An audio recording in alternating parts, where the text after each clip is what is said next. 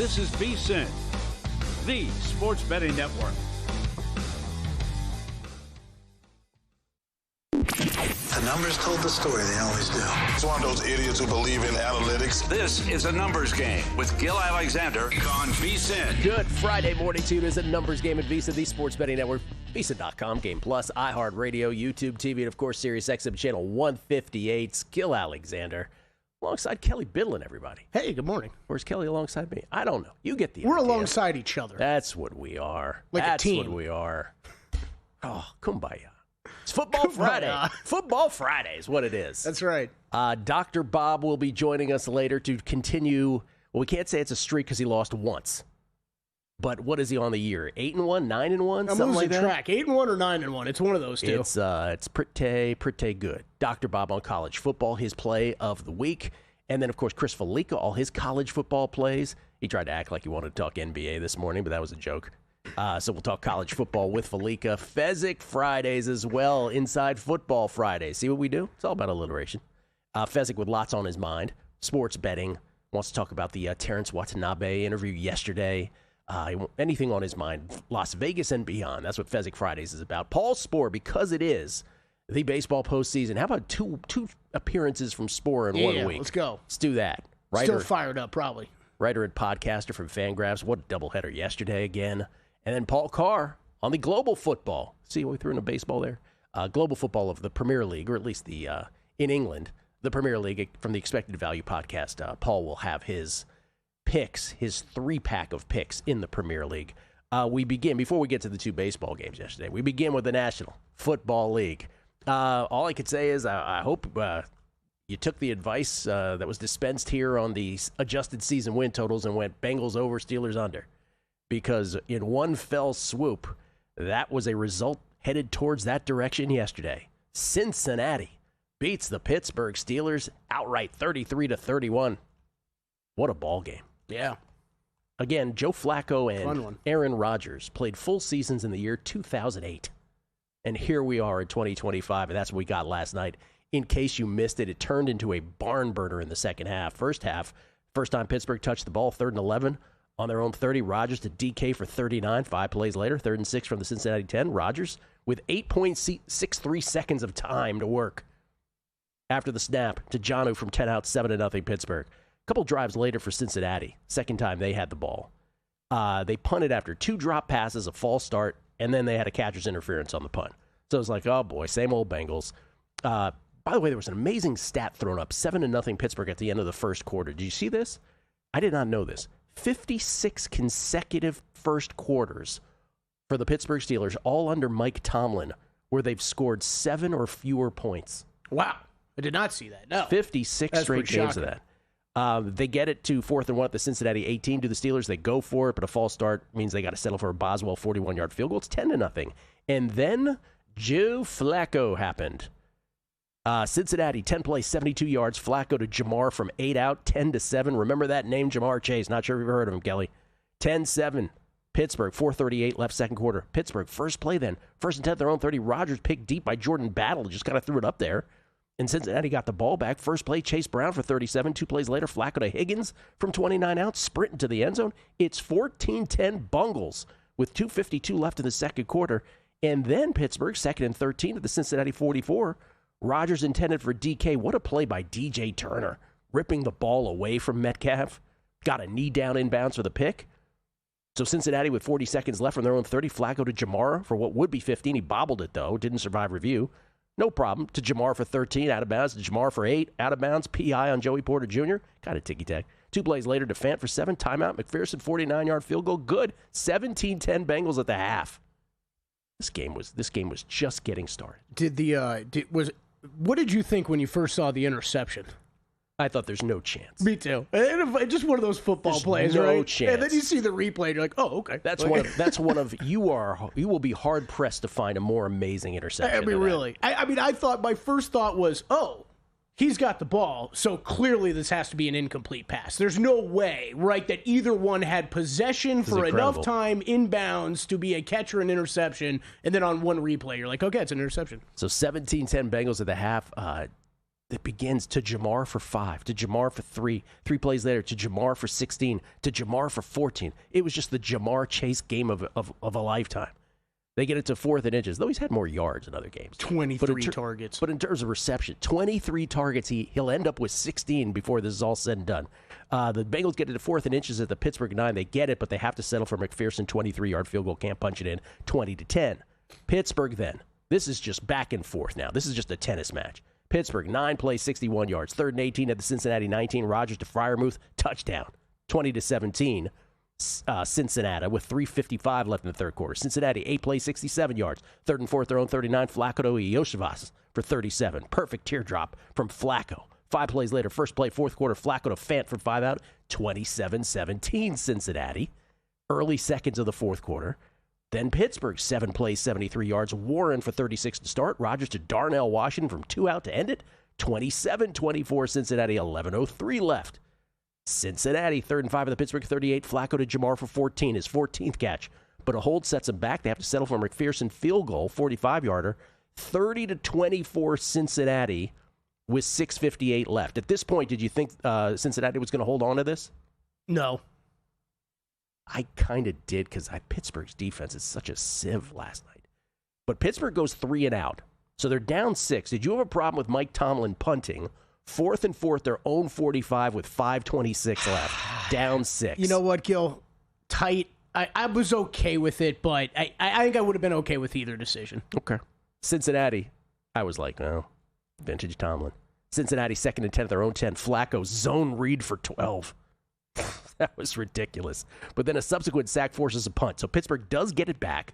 They take over at their own 42 with 2:46 left, all their timeouts, and the 2-minute warning. They get backed up to 2nd and 20 at their own 32. Rodgers to Freiermuth for 68, busted coverage, touchdown.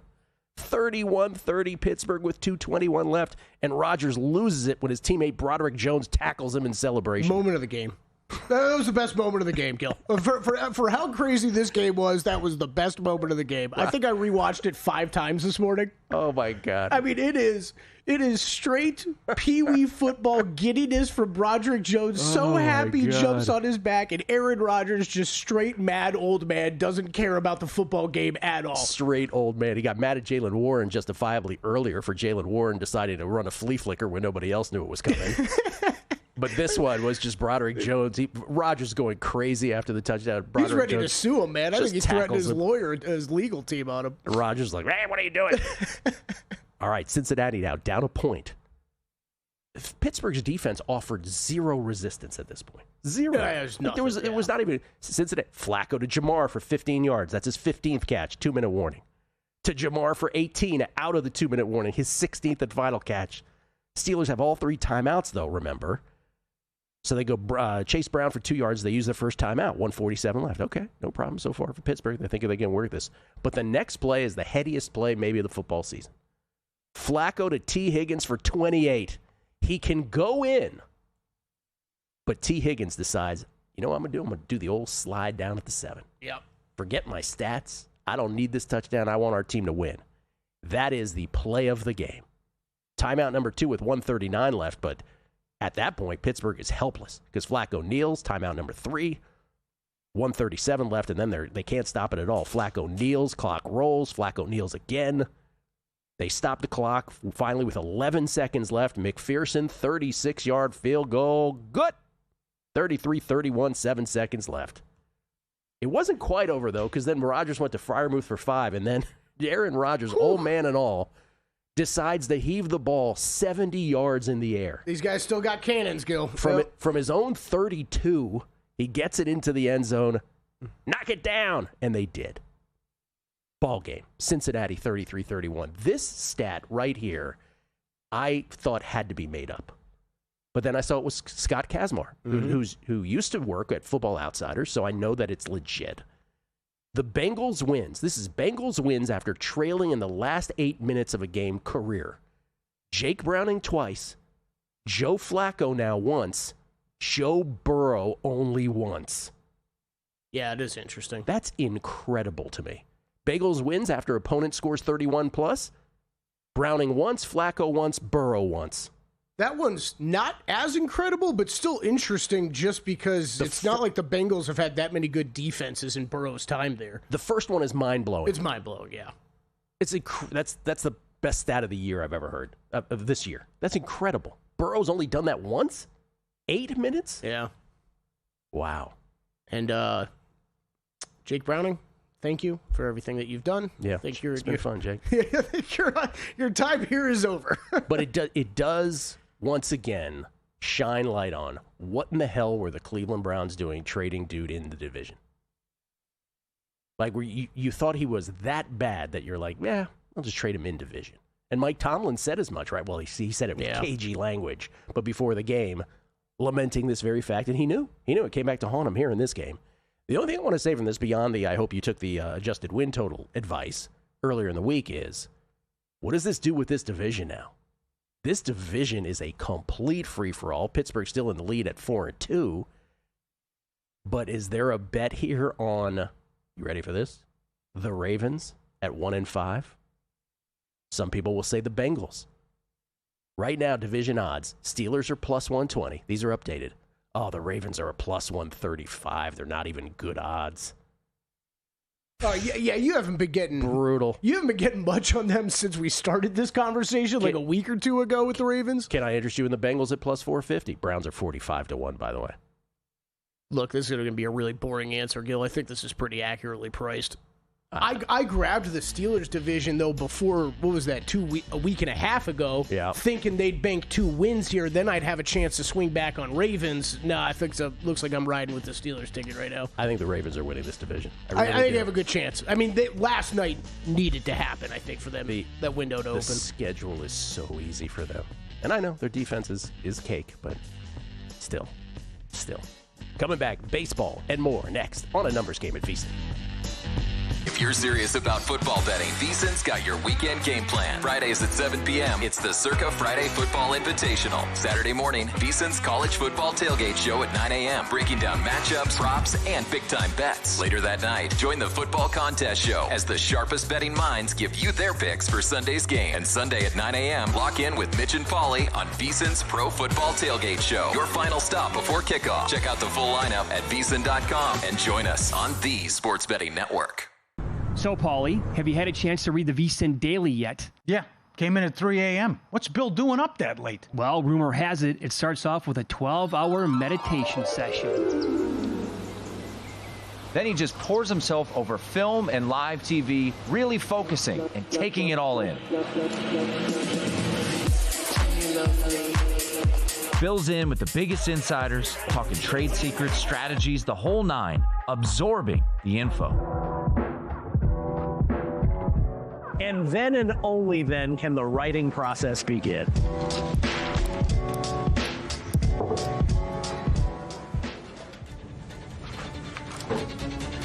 In Las Vegas, Bill's late night becomes your early morning. Wake up to the very latest betting insights in your inbox with the VSiN Daily.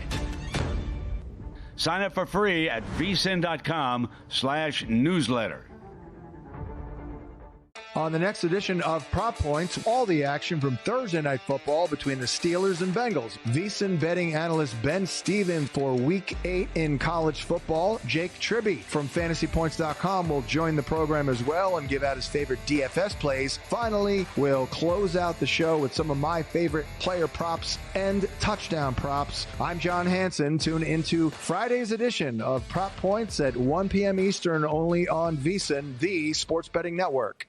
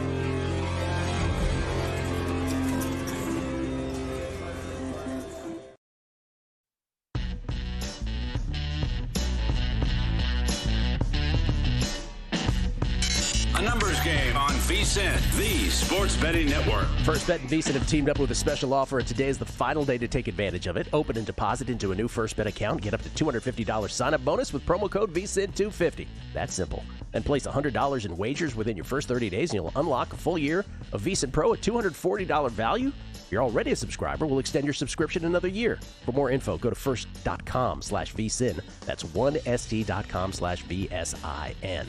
We get tweets at Beating the Book. James at NTU89. 3 weeks in a row, a divisional dog of 6+ has won outright on Thursday Night Football. Was Jason Lisk's stat Meshuggah? I know I butchered that. No, it wasn't Meshuggah, but that's what James is referring to is we had the historical stats of 5+ favorites in division games. Yep. Actually win at a higher rate straight up than 5+ favorites do in non-divisional games. What James is pointing out is that has been bucked a little bit early this season. Real Knicks, yeah, that play by T was brilliant, unless you were me and had T in fantasy and bet T 2 touchdowns and in-game bet Flacco 4 touchdown passes and in-game Cincy second half money line. Yeah, that would suck for you. Sorry about that, Nick. Yeah. That's the, what is that, 4 different bets T. you Higgins lost on? knew exactly what he was going to do with that play, too. Good for T. There was Higgins. no hesitation on that. Yeah, man. And just a lot of response on the Terrence Watanabe interview yesterday. John Lerner, this is truly insane, he says, his comment on it. Bobby Conte says, this man should never have been in full control of a $350 million inheritance. Family should have put a restrictor plate on his gas pedal. And then most people saw the sort of mercy in it. Jamie Leva, please thank Terry for coming on and telling these stories. This can't be easy conversations for him. I, for one, appreciate these stories and hope people receive the message. Thank you again, Mr. Watanabe. Cerebral Sammy, I want to thank Terrence Watanabe for his story, the courage to talk about. Such a substantial loss is unmatched. I have a friend who has been in a bind. I'm going to share this with him. Thank you for your story. Hope it gets through to my friend. And that was really Mr. Watanabe's point in the entire thing, was to, have that happen. Daniel Ocean, this is so cool being able to interview one of the biggest high rollers in the history of Las Vegas. And Tenelach this morning from Australia. The insight to predatory tactics used by casinos with crack was eye-opening and shocking. I think when you ingrain bankroll management and process of sports gambling, it inhibits that type of excess, though. You handled that interview in such a gracious way. Thank you very much. I appreciate that. And Hambone1. Gil, pass along the many thanks to Mr. Watanabe for sharing his story. Hopefully people took his message to heart. We sometimes forget how easy it is to become the prey. I hope something good can come out of this from Mr. Watanabe. Thanks for having him on your show. I'm sure Stevie Fezzik will have a lot to say about this later on Fezzik looking Fridays. forward to that, yeah. Bi-week picks, last one. Interesting and sad segment with Terrence. I wondered what happened to his company. Amazingly, Warren Buffett purchased it in 2012, which means it was an extremely well-run and profitable company. Wish him the best. On and on with those. Appreciate everybody listening yesterday, and we put out the clip on Twitter as well. Real quick, because we're going to get Sporer talking about this, Kelly, later on baseball, but yesterday, my goodness. Doubleheader, Dodgers do it again. They beat the Brewers 3-1. They just sort of outlasted Misiorowski, who was great in relief for the Brewers. He went 5 innings, just gave up 1 earned run, 2 total, but only 1 was earned. 3 hits, 9 Ks, and a walk in relief.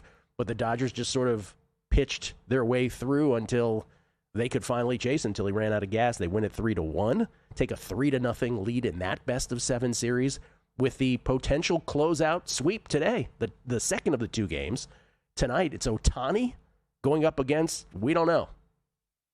Can you imagine being the number 1 seed in a league and you're like patching together pitching in an elimination game? It's more impressive to me that this undecided guy keeps pitching. He's amazing. This is what you want. This is what you wanted from Scooble. That's what I wanted from Scooble, right? Exactly how the sports books are listing the Brewers pitcher. I want the Tigers to list Scooble that way. Kelly's first draft is undecided when you're the GM, and then pitches all the time. And then the other series, man, oh man, I can't wait to talk to Spore about this because this is not like the other one anymore. The Toronto Blue Jays said, yeah, we see your 2-0 lead heading back to Seattle.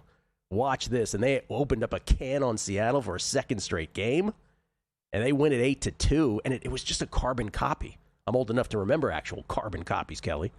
But it was a, like Julio Rodriguez hit a 2-run shot to start it for Seattle yesterday. It was a solo shot from Naylor in the bottom of the second. And that was all she wrote. Because then it was a Toronto avalanche. Beginning with, just like the previous day, a Jimenez and Andres Jimenez 2-run homer. So it was very much the same, and it was just it was a blowout from there, and we are knotted up at 2 apiece. That is the first of the 2 games today. We have a doubleheader, Game 5, Toronto at Seattle, and then Game 4, where the Dodgers look to close out the sweep, which I know will be fun for some of us. Will Hill had that bet on the show, and I owe that one to him because I wasn't even thinking about it. Let's go Dodgers. Yep, it's 7-1. We're all Dodgers fans. So who wins the ALCS? No, just one word, Gil. Who wins? Well, one of the teams has 2 words in them, so that's not going to be good. You can go City. I could go the second part of that. My hunch is it's the Jays now. All right, yeah. Which will be really, because we had a lot of our baseball people say Mariners is all the value, and all of a sudden the Jays have turned that on its head. It is hard not to feel like the momentum has swung a bit, right? Absolutely. Okay, also before we get to NFL, favorite angry old guy moment last night, Scherzer or Rogers? Scherzer screaming to not take him out of the game. Which was also great. I still will go with Rogers. Yeah, because Scherzer's thing is his MO.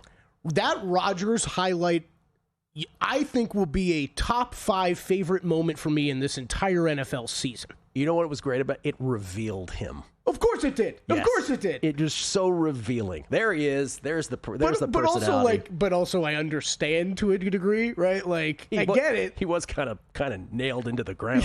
Right, I get it. Yeah. Like, get off me, kid. You weigh 320 pounds. Way to be be nice to your younger teammate. Did you hear about my Achilles a couple of years ago? Yeah, exactly. Could you imagine? All right, let's go through the NFL games. Final shot at all the rest of the NFL games. Week 7, just our thoughts from an ATS, Survivor, and beyond perspective after last night's Thursday Night Football. We begin in London town for the International Series. It's the Rams of the Jaguars at Wembley specifically, where the Rams are 3-point, quote-unquote, road favorites. Total 44.5. I want no part. Yeah, lean to the under. We're at 44.5, though now this is off the 45. That's where I would look sidewise. I think it's real tough. No, looks like no Puka, right? He's probably going to be out for this game. That's huge, I think, for both the total and the side when it comes to the Rams. So, they'll be stay away. No contest play for me either. Raiders at Chiefs Sunday in the early window, the traditional early window, if you will. Biggest spread on the board, and it just gets bigger. It's 12 now in favor of the Chiefs, who, again, we have to say, contractually obligated to say, historically have trouble with the Raiders. Total 45.5. Yeah, I might have jammed the Chiefs into a 10-point teaser last night, Gil. Jam. But nothing with that game for me either. I think there's some love for the over. The only one I would caution with that a little bit is just feels like in years past. Feels like we haven't seen this in a couple years, but you've seen the Chiefs kind of get some of these bigger leads early in games. There's nobody better than Patrick Mahomes and Andy Reid grinding out a game that they're up in, so would be a little careful with that if you're looking over. Dolphins at Browns is the weather game. Yeah. The total's 37. The Browns are 2.5-point favorites. Now, we're getting a little bit of conflict on the weather report. 50-mile-per-hour winds is something we heard, but are we hearing that that's more pregame than during the game? So whether this is going to be constantly changing, we read that tweet yesterday that when I checked around, because I actually did end up making an under bet yesterday when Crack was in here on that game. But I did check around the weather services more yesterday. That tweet we read seemed a little bit on the extreme side for what was expected during the game, but it's still supposed to be high winds approaching 20 plus with the gusts, and it's going to be raining. So look, long way of saying I think there might still be some value in the under here, 37, but wait here over the next 24 hours, see what the weather is going to look like a bit better. That's right. Be vigilant about the weather there. Patriots at Titans. Patriots are 7-point road favorites at the McCoy-coached Titans now. No more Callahan. Yeah, no play here for me, Gil, but I think Patriots are my survivor team this week. Good that you avoided the Steelers. I am very curious to know what the percentage of Steelers survivor plays was. Oh, me too. I didn't really think much about it. I remember I used Steelers last week. So that was when I didn't even have an option. I'm going to guess it's like 8%, 8 to 10%. I have no idea. Not negligible, but enough that, a good handful of people. No, I think you're right. Gil, I have no idea where to go this week with Survivor. My brain's spinning. I think I'm on New England, though. I think that's where I'm locked in. He's leading Patriots. Oh, dear God. Bears, 4.5-point favorites, hosting the New Orleans Saints. God, we haven't gotten one that I've played yet. I can't do this one, Gil. I can't do the Bears. Can't do the Bears? I can't do the Bears in Survivor. Yeah. I get it. Some people will. Some people will, and I absolutely was one of my considerations when I was going through the whole Survivor segment the other day, if I were in it still, which I am not. I think I'm going to use Saints in contest. I think millions will be on Saints. Here's what I'm using in contest because I already made this bet. I'm on the Eagles -1. It's -2 now at US Bank Stadium. And again, I had this on the Megapod for those who have not listened or missed it. My thinking is very simple here, which is, you look at the Vikings schedule. They won a sort of miraculous game against the Browns in the last seconds in England. They won a game against Cincinnati because it was a turnover fest. They legitimately don't appear to be a good football team to me. While the Eagles, despite all of their woes, good God, if you can't win this game against this team, who are you at all? And you're coming back. You have extra rest. Obviously, Minnesota does too. But so that extra rest is mitigated by the Eagles having extra rest as well from the Thursday night game. You've got to bounce back from that Giants game. And so for me, this is the Eagles. I teased up Vikings. Okay. Coming back, more NFL and Paul Carr on soccer next. Got a good thing coming. Just wait and see. It's a good.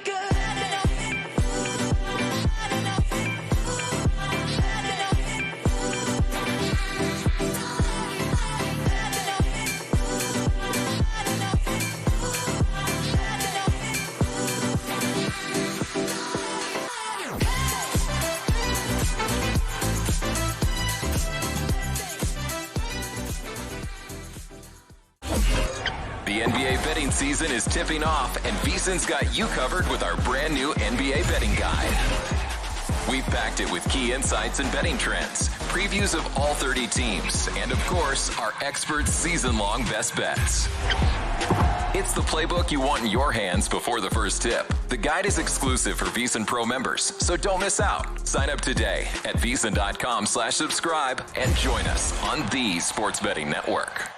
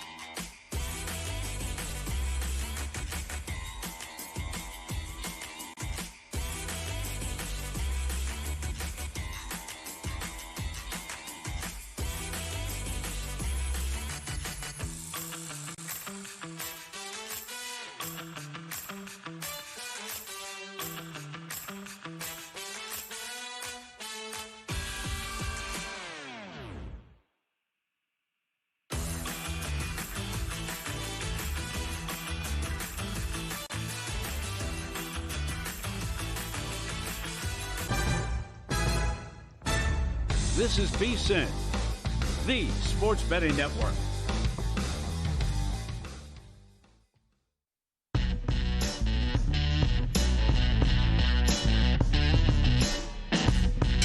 A numbers game on VSiN, the sports betting network. Hey, Kelly Bidley, can I interest you in some smarter insights? Hell yeah. Right now, you can check out our NBA betting guide, our NFL and college football betting hubs for breakdowns of every game, and Louisville versus Miami preview is on the website. Later today, you can check out Adam Burke's Week 7 NFL first touchdown score update, coming off his Caleb Williams correct one this past week. Wes Reynolds, Matt Humans, college football best bets, and ALCS Game 5, NLCS Game 4 picks. What a day of baseball. Right now, you can sign up for as little as $9.99 to access all the VSiN Pro articles. Just head to VSiN.com/subscribe to sign up today. We get tweets, beating the book. I'm not sure if you're aware of this, that we get tweets. Have I ever mentioned that before? I didn't know Burke could become the first touchdown guy. Good on him, though. Well, it's sort of like the Sia Najad. Oh, my God, how did I become the first-round leader guy? I don't want to be this guy. Yeah, but you keep hitting him. It's like when Ben Wilson went on that college baseball role. I'm like, Ben, he's like, I don't know. I was like, Ben, you're 11-0. Sia really did get yes, Sia was not happy pushed about into that corner, yeah. Scott Kinley, I think it's clear the Browns need an exorcist in the building now. Andrew, fix my chip game. If James Franklin and Mike Tomlin were fired in the same season, all my prayers would be answered. It would make me a religious man. Do you believe in miracles? What you got against Tomlin and Franklin, man? Lance Schaefer, I think the Flacco trade wasn't because they have a better option. Once they knew the season was a wash, they trade him to ensure a better draft pick because no other reason makes sense. Lance, I'm not referring to the fact that they traded him blanket. I'm referring to the fact that they traded him in division. Yeah, I'm with you. In theory, I don't have a problem with them trading him. No, not at all. You want to see what the kids can do. I think I saw a Cleve TA tweet this morning. I think this point needs to be made too. If like a lot of the Cleveland outrage is wrong, like where it's how could you trade this guy? And it's no, like Cleveland, you haven't set up. You've wasted years where you didn't establish any wide receiving core or O-line to actually capitalize on someone who has an arm like Flacco. The Bengals went and got him because they got two wide receivers they're paying a ton of money to. That's the thing. Flacco's never had the best wide receivers like ever this. He looked so unfazed last night. He was like, I'm in complete control of this. Blue Hen Bill. I bet Cincinnati to win their division last night before the game started at 20-1. Weak schedule, plus Flacco's the king of just throwing it up 50-50 style when he has great receivers. Flacco, comeback player of the year, he says. Here we go. That's the one I meant to look for during the break, is what that number was yesterday. 20-1, down to a little over 4-1. I get it. Some people have won multiple comeback player of the year awards before, right? Didn't Chad Pennington? Chad Pennington won, yeah. Chris Heath, I was looking at some parlay cards yesterday and got excited about what the teasers paid. Then I read at the bottom and remembered ties lose. Yeah. Yeah, be careful of those. I did mention that 10-point teaser I made yesterday. You gotta that's one for me too. Ties lose. V. James Lloyd, don't forget Mike Mussina telling Joe Torre to stay there, and Joe Torre backed down before he could even get out of the dugout. I do recall that as well. Except that's kind of like Scherzer's thing, right? It's his brand to bark back at the ump. Right, yeah. Bainbridge DeWeese. I had a huge problem with Tomlin punting on that 4th and 4 you mentioned, Gil. It was a mindset from back when he could trust his defense to make a stop. I know they did this time, but that was practically the first time all game should have gone for it. Bainbridge, I am kind of with you there. It worked out, but I definitely, the fact that I noted it, I was like, yes, very Tomlin-esque. Let's bring in a Dolphins fan, shall we? What do you need this morning? How about a Dolphins fan? If that's what you were saying to yourself, we've got just the guy. Paul Carr here to give us his Premier League soccer picks, but he happens to be a Dolphins fan. Courtesy of the Progressive Guest Line. Works at True Media Networks. Paul, how are you, sir? Gil, some of these soccer teams are outscoring my Dolphins. And we know about soccer. They don't really score all that much. Is this, by the way... I think they get all... What about your Dolphins? Do you have any hope for this team, or is there a possibility they end up with the fewest wins in the NFL? I think it's a real possibility. I mean, the schedule, they're in a little bit of an easy part of the schedule, and it's obviously just going to get tougher. And all the internal strife that just keeps coming out, like this is coming out in week 6. Like, that's not good. You know, this is the kind of thing that when you win, you can kind of get buried, as you've talked about with McDaniel. Sometimes his shtick or just his style works when it's going well, and when it's not, you kind of see what happens. Things start leaking out. Quarterback starts saying things out loud that maybe he shouldn't. This is stuff you don't want to happen at all. If you do, you wish it was like December, not October, that these things are coming out. It's a long season to go. Yeah, it's sort of like what I said about I was on the Megapod and I think I was talking about the Ravens, and I said to Todd, I said to everybody, I said the Ravens' schedule after their bye week is cake, and Todd very cleverly retorted, their cake. And so one would say that about the Dolphins as well. Their schedule might be cake, but They might be the cake themselves. Okay, to the Premier League. You sort of alerted me about this. This is one of these sandwich weeks. Explain. Yeah, so we're coming off an international week, meaning the majority of these stars, like Arsenal, for example, had 18 players, I think, who are on international duty playing in World Cup qualifiers, friendlies, whatever it was, around the globe. And next week is a Champions League week. So next Tuesday, Wednesday, these better teams are in Champions League. So you've got guys, some of who flew halfway across the world or played a couple of games in a week coming back. And then you've got Champions League, which is more important for some of these big teams coming up next week. So say all that to say, things like lineups are a little bit fluid. You're never quite sure who's healthy, who got a little nick, who they're going to rest for half of the game or more. So these are always weeks I treat cautiously from a betting standpoint. Yeah, a little janky. It seems like we do this a lot. Is this, you said the schedule is changing next year a little bit? Yeah, so for as long as I can remember, there's been a window, as they call it, a week and a half or so in September, one in October, one in November. So it's every 3-4 weeks. Next year, FIFA is going to combine the September and October windows into one 2-week window, kind of the end of September, early October. Oh, fun. So roughly the same amount of time missed, but only 2 windows. So that'll be something new and interesting. Okay. So one fewer janky scheduling spot may be better for the handicapping. Basically, is what that means. I think so. Then you just got one weird weekend at best instead of 2. So it seems like a good thing to me. All right, let's get to it. 3-pack of Premier League bets from Paul, including both teams to score to kick it off. What do you got? Yeah, Man City Everton on Saturday. I'll take both teams to score at even money. So Man City's at home. They almost always score at home, all but one game this season. And look, they score a lot of goals, and they're playing at home, so they're going to score. You kind of chalk that one up. Erling Haaland is fresh. Also, he didn't play in the second game of the window because it was just a friendly for Norway. And so he should be playing in this game. Again, you never know, but he's expected to. And Everton has been a very solid mid-table type of team this season. They've scored in all but 2 of their games. David Moyes, their manager, is back. His teams just kind of find a way to score. They don't have a big one stud goal scorer, but they got a lot of wingers, guys up top. Someone always seems to get something done.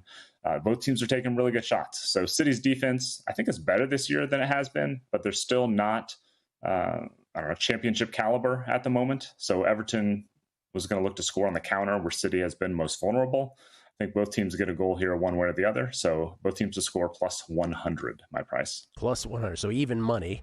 That is tomorrow. You also have a total tomorrow that features the number 1 team in the table, Arsenal.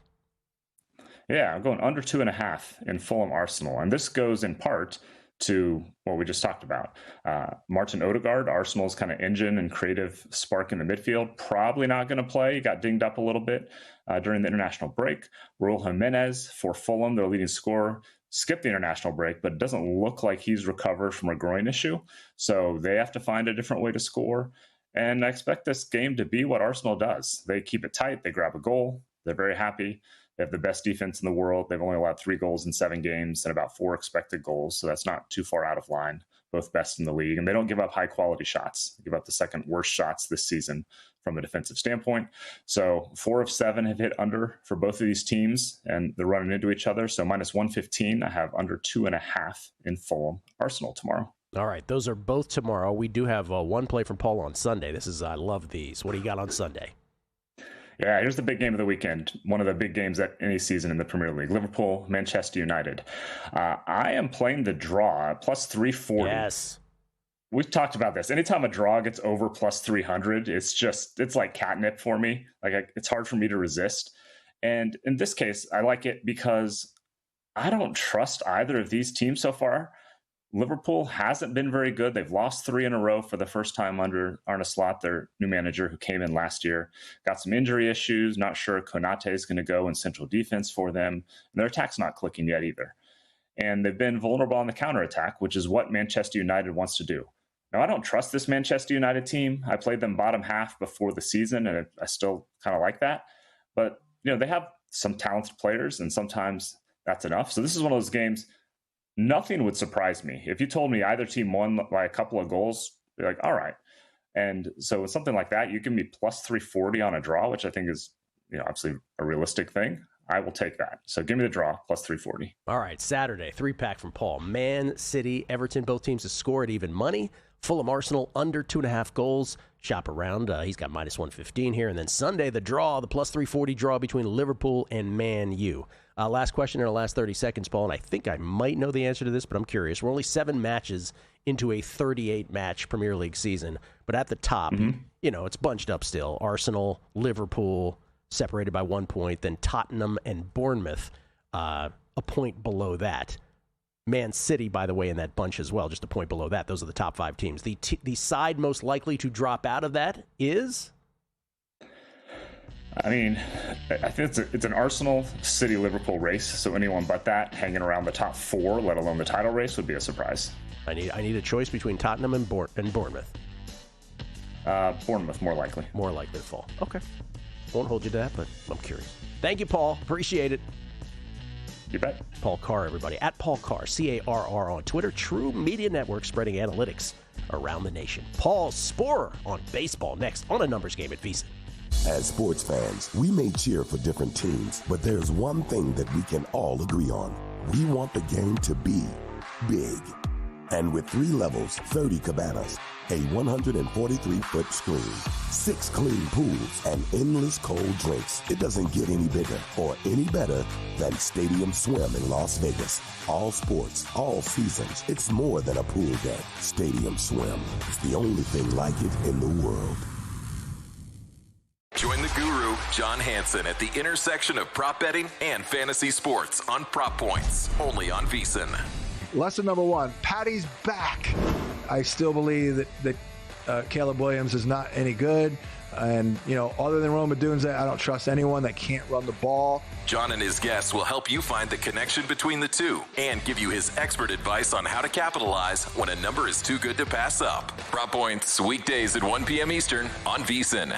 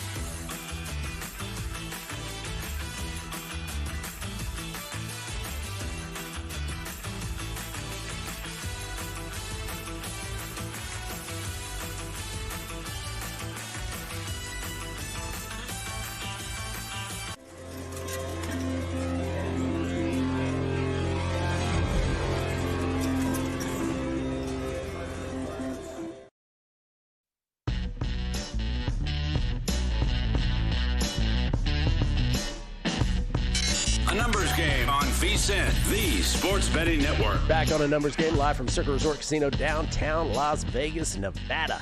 Don't pronounce it Nevada. They'll get the police on you here. That's what they do. Metro shows up at your door.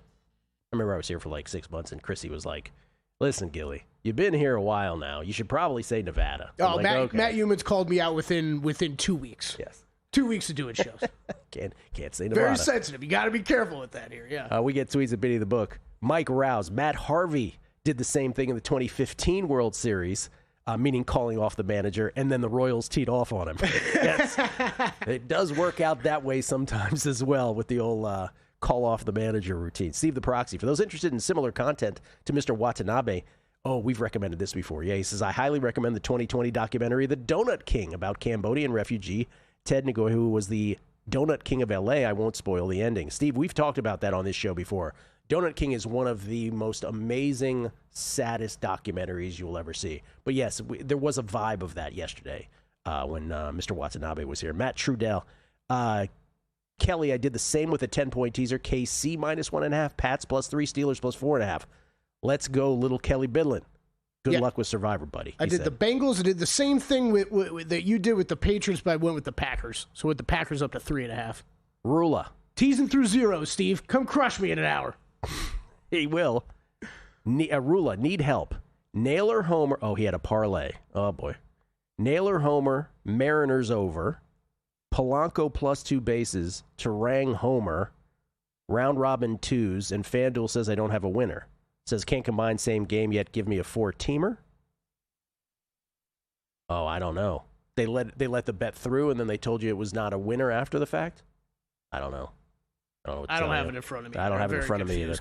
I would have to go through, make sure all the legs are correct and all that. Chance Copperpot. We have never sniffed this far. Oh, he's talking about the Mariners. We have never sniffed this far in 48 years of baseball. Those two wins in Toronto gave me hope, but I've read this book 48 times before and know how it ends. See, it's 48 years of Seattle baseball. If the Jays go up by 1, you bet your blank I'm hammering the Jays -1 live. Go M's.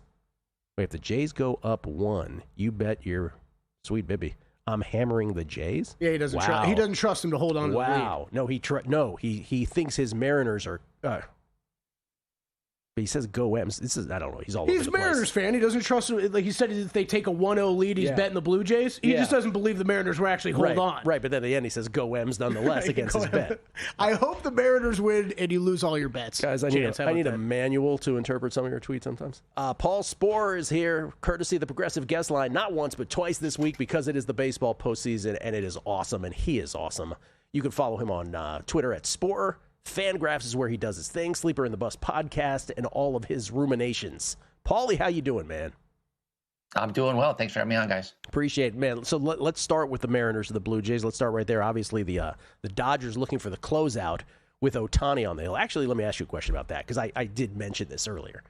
The the Milwaukee Brewers are the #1 seed in the National League, and here we are, and they have just a piecemeal pitching game. Now I know they've had some injuries.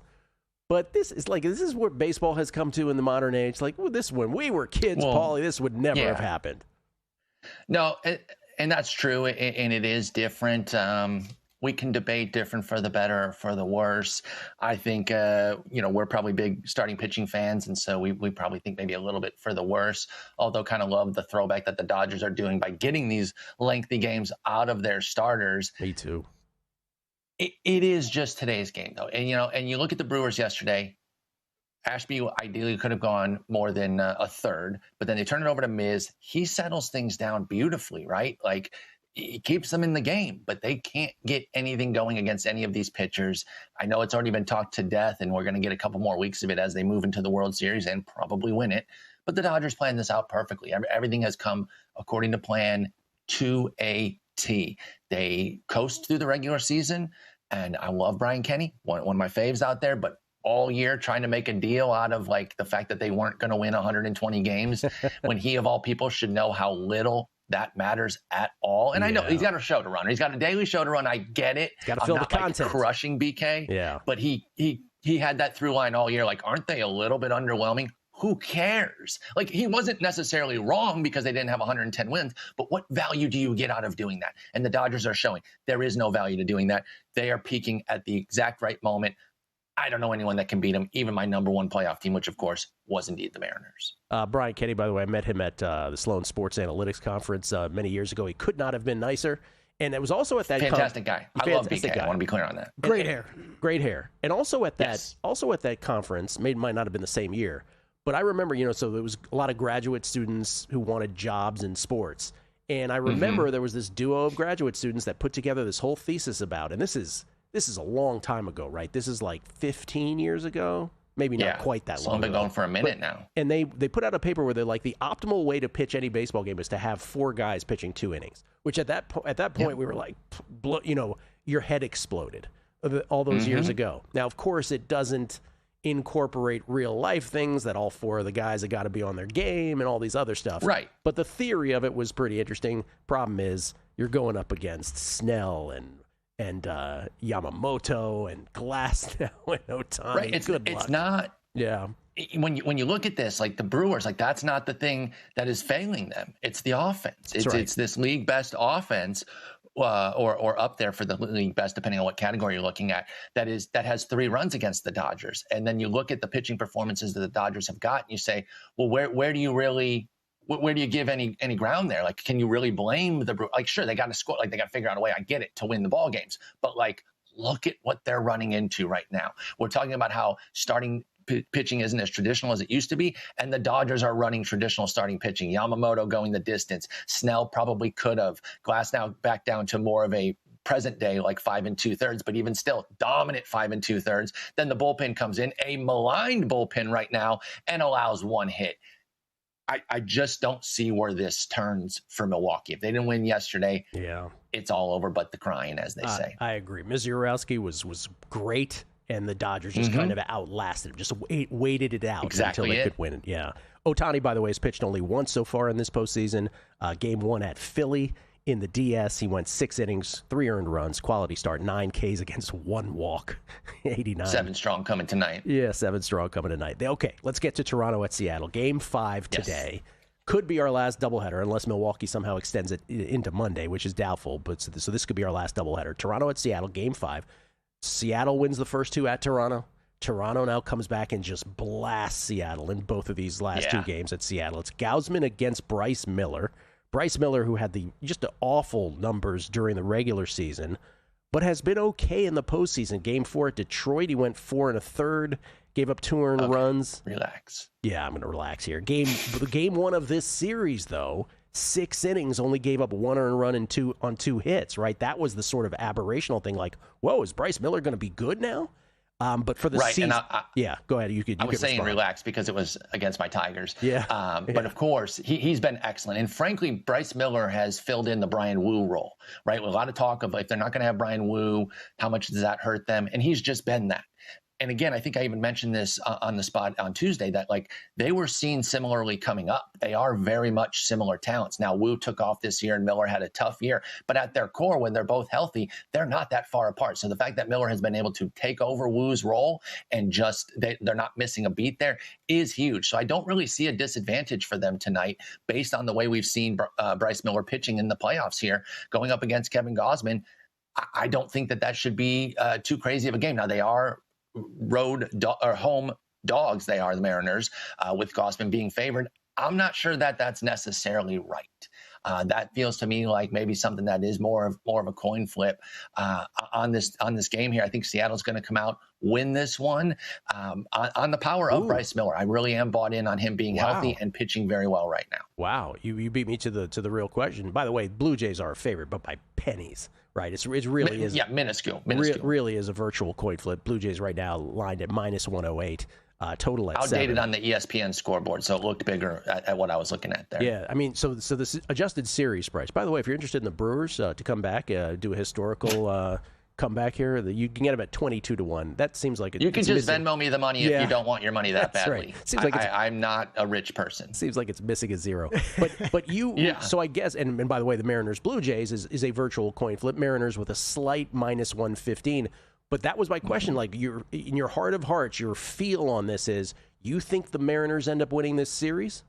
Sticking with them, yeah. I still think that they're awesome. I'm really, really impressed by the Blue Jays' resolve. It's so easy to just kind of mail it in and give up there. That's why we don't see big comebacks because of the human effect. Like if you sim out games a lot, you see a lot of comebacks from 3-0 because there's no human emotion. So for the Jays to have stepped up is really impressive. I think they're going to make a series of it. I'm not as over the top on the Mariners, but I still pick them to win the series confidently, and I think they can give the Dodgers a run. I don't know if they can beat them, but I think they can give the Dodgers a run in the World Series. Wow. All right. Blue Jays going to have something to say about all this, though, today. And, I know. Into Game 6 and beyond, perhaps.